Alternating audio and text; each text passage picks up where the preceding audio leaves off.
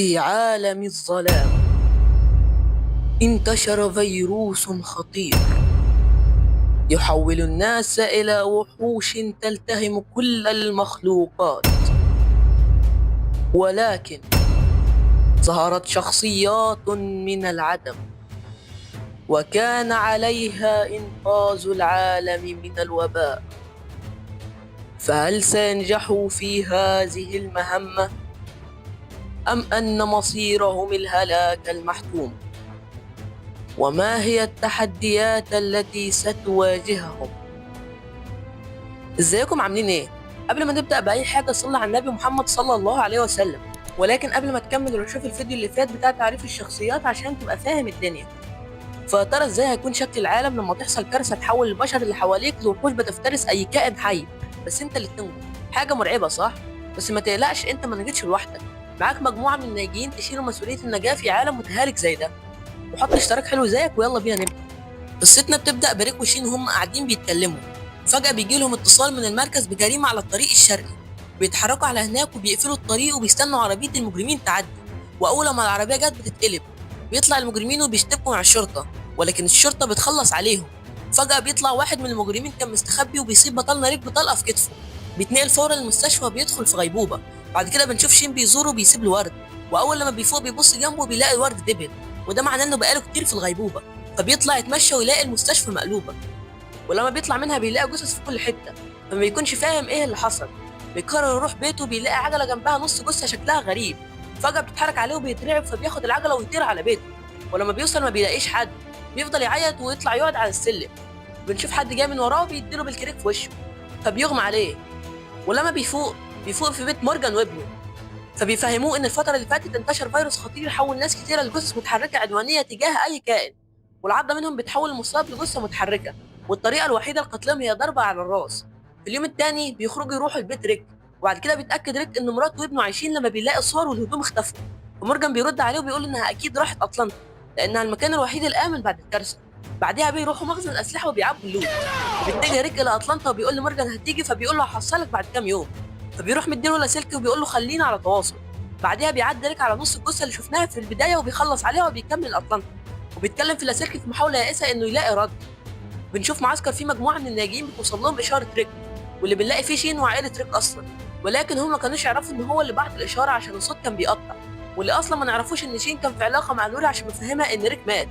وبعديها الوقود بيخلص من عربيه ريك فبيضطر يقف عند بيت، وبكل تهور بينده على اي حد في البيت وبيطلب بنزين. وما بيلاقيش حد بس بيلاقي حصان في الحظيره فبيقرر يكمل بيه. وبعد ما اخيرا وصل اطلنطا بيلاقي المدينه متدمره وكانت مدعكه على عكس ما احنا كنا متصورين. فجاه وهو ماشي في شوارع المدينه بيلمح هليكوبتر في السماء، فبيروح ناحيتها عشان يشوفوه.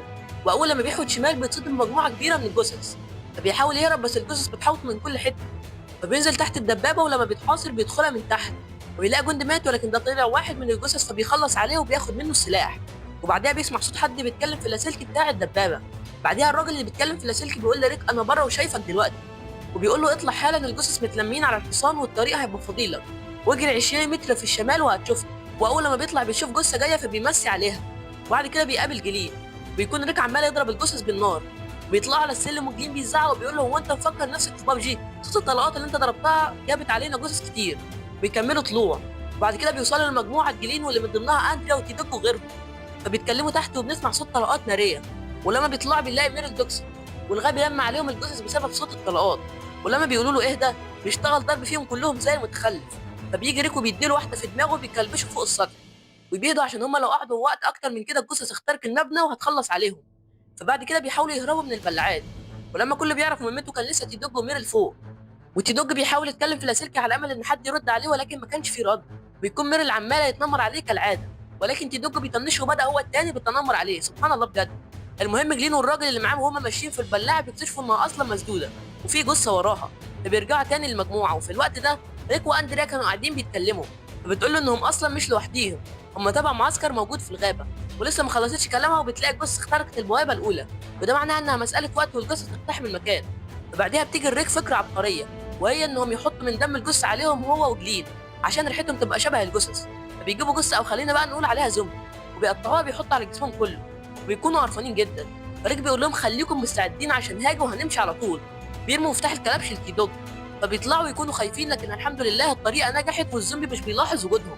ولسوء الحظ وهما ماشيين الجو بيقلب والدنيا بتبدا تمطر، ودي مشكله عشان كده ريحتهم هتروح. وفعلا الزومبي بدا يحس بوجودهم، ولكن ريك وجلين ما عندهمش راي تاني، اللي بيجي على السكه يابا هنحطه على الدكه. وبيفضلوا يقتلوا فيهم لحد ما يوصلوا للعربيه، وبيتجهوا للمتجر اللي فيه الباقي. وتيدوج وهو رايح يحرر ميرل بيتزحلق وبيقع وبيوقع المفاتيح، فبيضطر يسيبه يمشي، لكنه بيقفل عليه الباب بالقفل. المهم ريك بيوصلوا وبيركبوا كلهم وبيسيبوا ميرل ومحدش يعرف ايه هو مصيره. وبعدها بيوصلوا كلهم للمعسكر، وبينزل ريكو بيشوف مراته وابنه. بتكون لحظه سعيده على الجميع، وبيكون شيء متردد عشان مش عارف يفرح ولا يزعل، عشان صاحبه رجع ولا عشان حبيبته لوري سابته. وبيكون ريك متضايق عشان موضوع ميرل. وبنتجه لإد، راجل مجنون نفسي مجنن معاه مراته كارول وبنت صوفيا. وتاني يوم الصبح كان لسه ريك قلقان عشان ميرل، فبنسمع صوت صويت جاي من الغابه. ولما الرجاله بتروح تشوف في ايه بنلاقي زومبي قاعد بياكل في غزاله، فبيقتلوه. بعدها بيظهر ديريل دوكسون، بيكون هو اللي اصطاد الغزاله. بينده على ميرل، ولكن شيب بيقول له بص اخوك كان مستفز وخطر عليهم، وبيحكي له اللي حصل، فبيتخانق معاهم. لكن بعدها بيهدى وبيقول لهم انه هيروح يحرره، وبيروح معاه ريك وجلين وتيدوج. وبيوصلوا المدينه وبينزلوا من العربيه، بيكملوا ماشي لحد ما يوصلوا ناحيه المتجر. فبيقرروا انهم اول حاجه هينقذوا ميرل. وبنتجه للمعسكر ونلاقي لوري بتسال ديل عن مكان شين.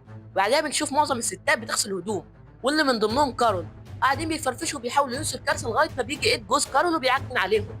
وتكون لوري وصلت لشين، بتقول انه ما يقربش منها تاني ولا هي ولا كارل، وبتاخد كارل وتمشي. وبنتجه للجماعه وهم ماشيين بحرص عشان الزومبي. واول ما بيطلعوا للسطح بنلاقي المفاجاه، ميرل قطع ايده بالمنشار وهرب، فديرل بياخدها وبيحطها في شنطه جلين.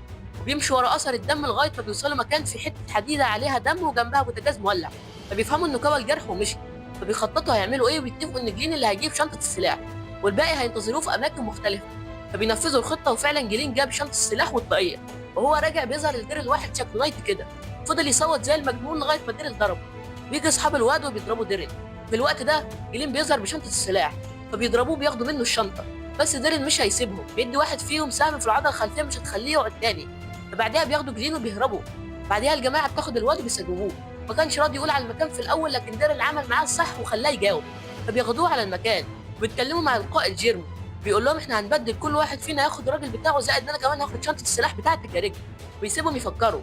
وريك كان محتار جدا ومش عارف يعمل ايه، ينقذ الراجل اللي انقذ حياته ولا يضحي بالاسلحه. ولكن المشكله ان في الوقت ده الاسلحه حاجه قيمه جدا. فبيروحوا بتكون الاجواء بينهم متكهربه لحد ما بتوصل ست عجوز. بيفهم ريك من كلامها ان جيرمو شاب صالح ومعتني بكبار السن. بيخش يشوف بنفسه انهم فعلا مهتمين بكبار السن، بيعرف ان دول ناس طيبين، فبيقرر انه هيديهم جزء من الاسلحه. وبعدها بياخدوا كلين وبيمشوا.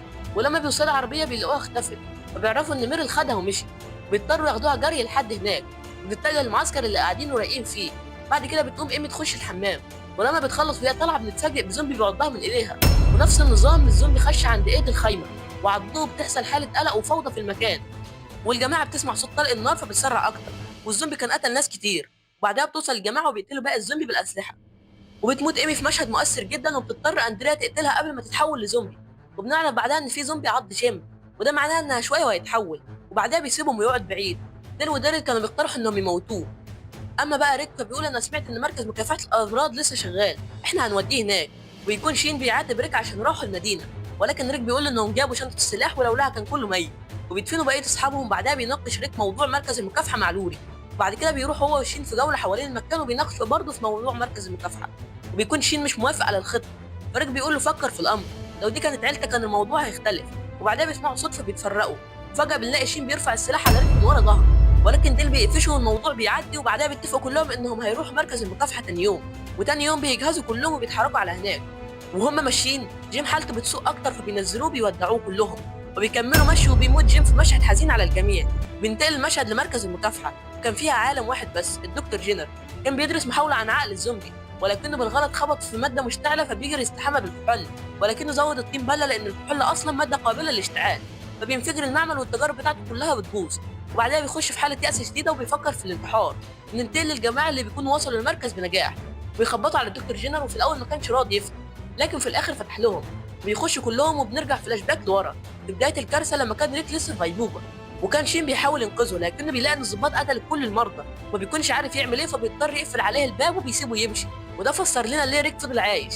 وبنرجع للحاضر لما الدكتور جينر بيدخلهم، وبعد كده بيعمل لهم تحاليل طبيه وبيخليهم ياكلوا اكل نظيف، بيدخلهم يستحموا بميه سخنه وبينيمهم على سراير مريحه ويدلعهم على الاخر.